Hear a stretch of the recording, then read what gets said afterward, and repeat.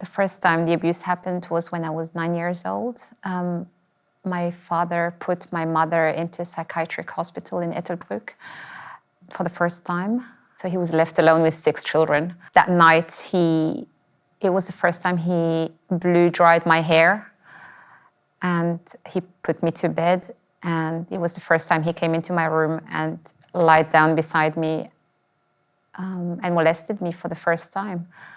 I was obviously surprised, but didn't understand. And he was the only authority that I had at that point. I had no contact with any other adult. So when you're a child, you believe that your father knows best. So I didn't think anything of it at 9 years old. But this was the first time, and as the days went by, it became a nightly thing. So he would enter every night into my room. This abuse continued for 16 years. He started abusing me in daylight, in front of my mother when she was at home, in front of my siblings. He would put his hands under my shirt. I was stuck in hell, day in, day out. And the only safe place for me was school. So I never missed a day.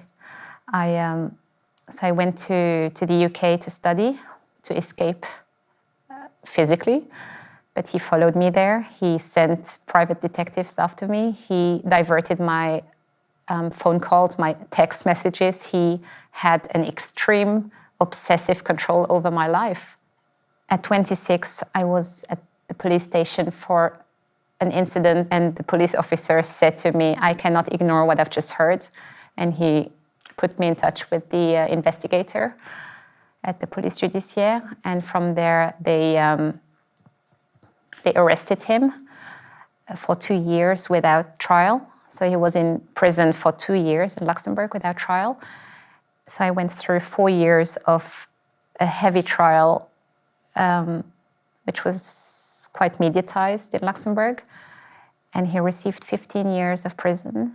When I finally saw him handcuffed by the police officer for good, and I saw him getting escorted to that metal van, that police van, and sent off to Strasbourg. That was honestly the best day of my life. And yes, I was left without family. I was left without any support, but it was it was definitely worth it for me to have that freedom.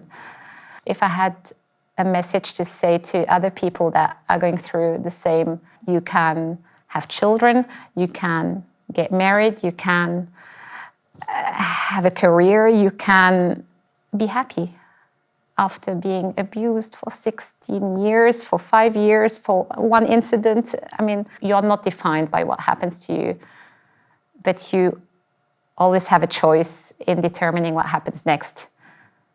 You may not be able to control what happened to you, in this case, the abuse, but you can choose to change this around. And the abuser has no power over you.